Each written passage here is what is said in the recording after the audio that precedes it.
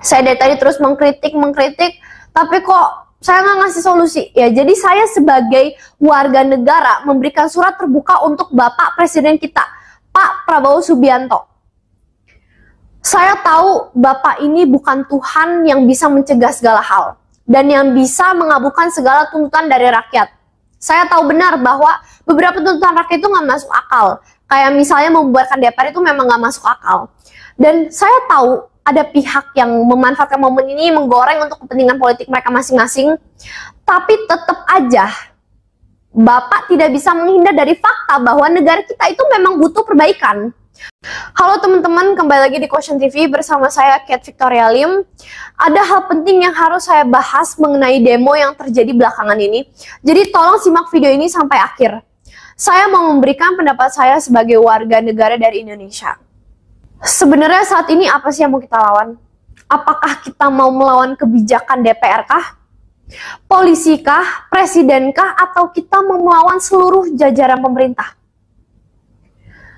Biarkan aku menyampaikan bahwa sebenarnya yang salah itu bukan aturannya atau kebijakannya, tapi hati manusia yang memegang kekuasaan itu. Masalah utamanya bukan di aturan atau kebijakan, tapi di hati yang tamak akan kekuasaan dan uang. Dengerin aku dulu sampai akhir. Kalian sadar gak sih, siklusnya ini selalu sama dan berulang. Mau semua aturan ini nantinya dibatalkan, diganti, direvisi, nanti bakal ada lagi terus menerus. Lihat aja contohnya, kerusuhan Mei 1998 atau demo Omnibus Law lah waktu itu. Rakyat udah demo berhari-hari, banyak korban luka, banyak korban meninggal, ada beberapa banyak yang hilang. Akhirnya, yaudah, pemerintah udah pusing nih, aturan itu jadi direvisi. Wah, kita pikir rakyat menang, tapi sekarang muncul lagi dengan wajah yang baru. Siklusnya selalu berulang. Mau kebijakan buat sesempurna apapun, diganti berkali-kali pun, direvisi sampai sesempurna mungkin. Kalau orang yang berada di posisi pemerintahan itu oknum yang bejat, hidup kita juga akan terus sengsara. Kita sudah demo dan menyuarakan pendapat kita dengan penuh perjuangan, dengan nyawa kita sendiri loh yang menjadi taruhan. Tapi pada akhirnya, meskipun kebijakan itu dihentikan atau direvisi dan ya udah, nantinya pemerintah benar-benar nih misalnya menuruti semua tuntutan kita, keinginan kita. Tapi apakah itu benar-benar sebuah kemenangan? Jadi ini kayak game aja, kita ngerasa kita udah selesai di level 3. Kita ngerasa kita udah menang. Padahal sebenarnya gamenya itu sendiri belum selesai. Begitu juga dengan perjuangan rakyat. Kita harus selalu berjuang melawan oknum penguasa. Inilah alasan kenapa kita ini membutuhkan orang di pemerintahan yang bukan hanya mentingin dirinya sendiri. Kita butuh mereka yang sungguh-sungguh mau menjadi wakil rakyat, bukan wakil yang hanya mengejar kekuasaan dan uang. Saya tahu memang sulit mencari orang seperti itu, tapi bukan berarti itu mustahil.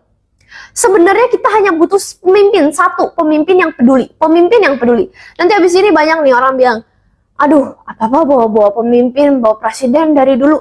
Ini kan protesnya ke DPR, kuasaan presiden terbatas, presiden nggak bisa ikut campur, DPR yang bikin aturan. DPR juga dipilih sama rakyat, bukan dipilih presiden. Betul, teorinya seperti itu. Tapi dalam prakteknya beda. Bahkan di awal seharusnya beliau itu bisa mencegah. Bapak Presiden kita, segala kebijakan yang tidak masuk akal, misalnya menurut beliau itu bisa ditolak kok. Kalau menurut beliau tidak masuk akal ya. Bahkan kebijakan kenaikan gaji DPR itu kan ditandatangani aturannya oleh Presiden. Jadi kalau menurut tidak pantas atau tidak masuk akal atau tidak adil bagi warga, ia bisa bertindak kok.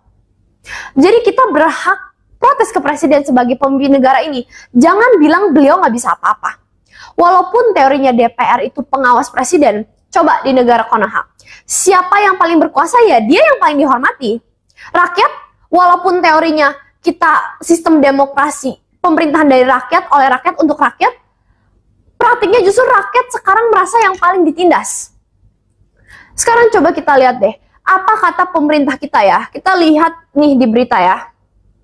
Ini judulnya, Respon Puan soal demo 25 Agustus di depan DPR. Ini berita dari Detikcom. Kita baca beritanya. Ketua DPR RI Puan Maharani menanggapi demo 25 Agustus yang digelar di sekitar gedung DPR RI Senayan, Jakarta hari ini. Puan mengatakan pihaknya selalu menampung aspirasi yang datang dari masyarakat. Ya, kami akan tetap menampung semua aspirasi masukan dari rakyat dan kami minta masukan dari semua masyarakat untuk membantu memperbaiki kinerja dari DPR untuk bisa sama-sama kita perbaiki dalam membangun bangsa dan negara. Kata Puan usai menerima bintang kehormatan di Istana Kepresidenan Jakarta Senin. Ya udah gitu ya, kami tampung dulu aspirasinya, kami tampung ya. Sekarang kita lihat lagi nih.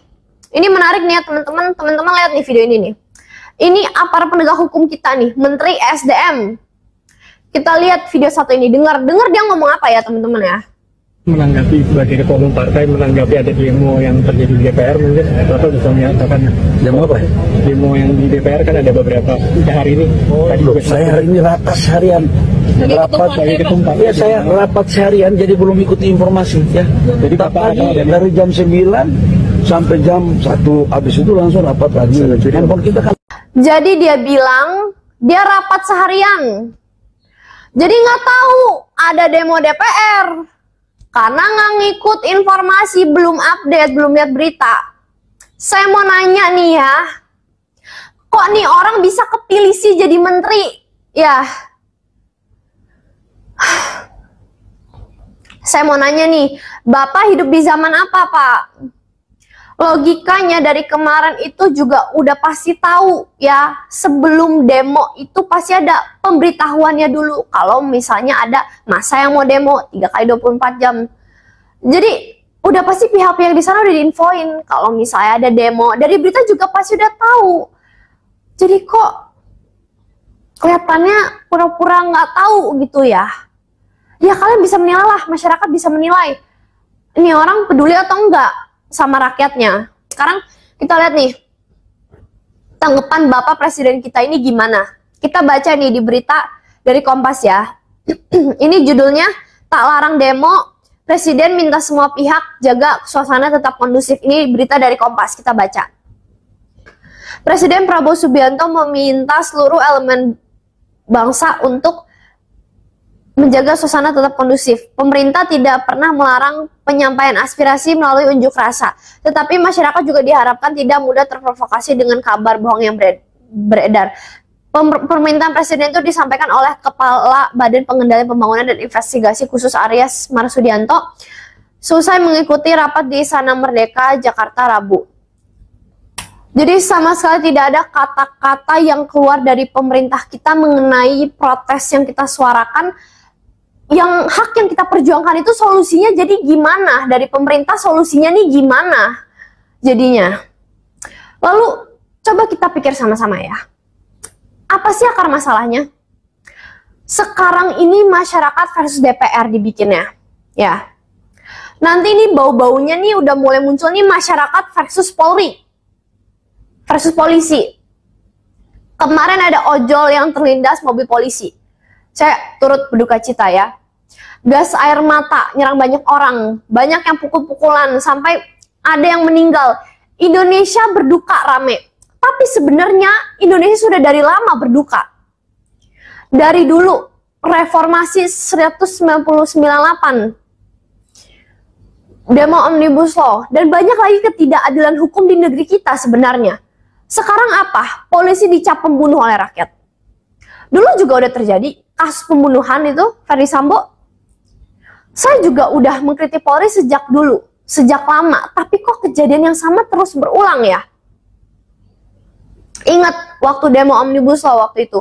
Halte Transjakarta dibakar, mobil dinas ada yang dibakar. Terus sekarang demo Agustus ini gedung DPRD dibakar, gerbang tol dibakar. Jadi semua ini masih sama kayak dulu situasinya. Situasinya terus berulang, nggak ada perubahan.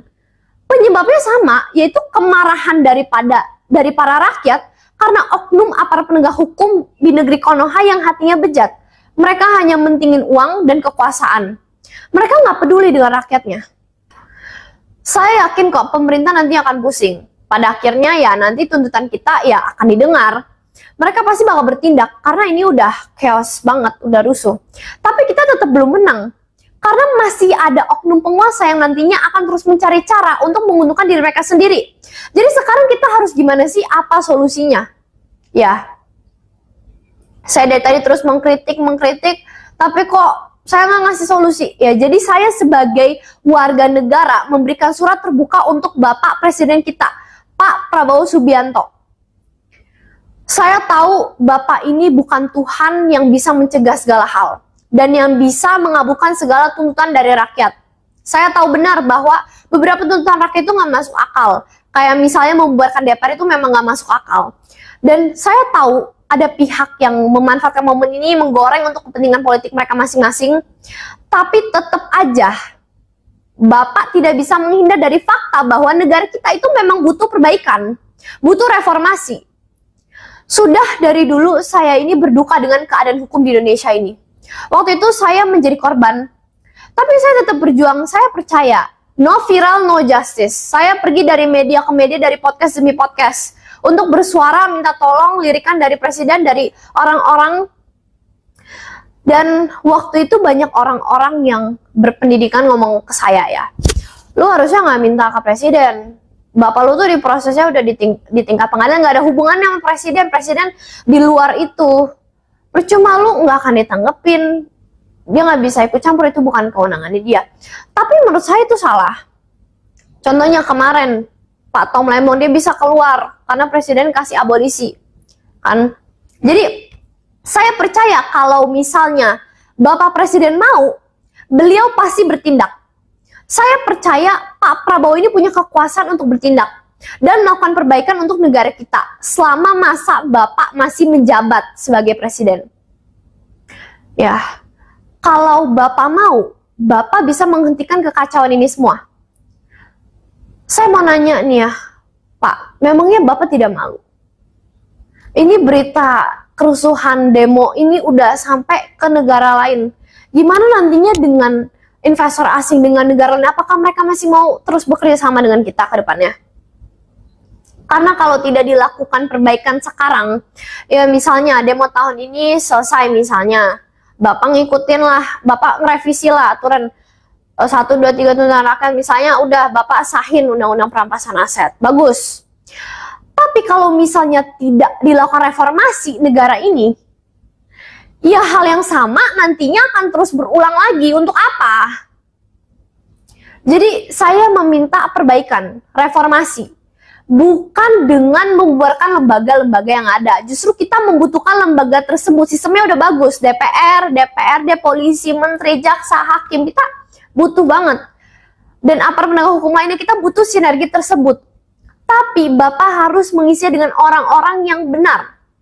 Sebagai presiden dalam prakteknya Bapak punya kuasa. Bapak bisa memilih orang yang benar-benar mementingkan rakyat dan negara ini. Bukan mereka yang mementingkan kekuasaan dan uang.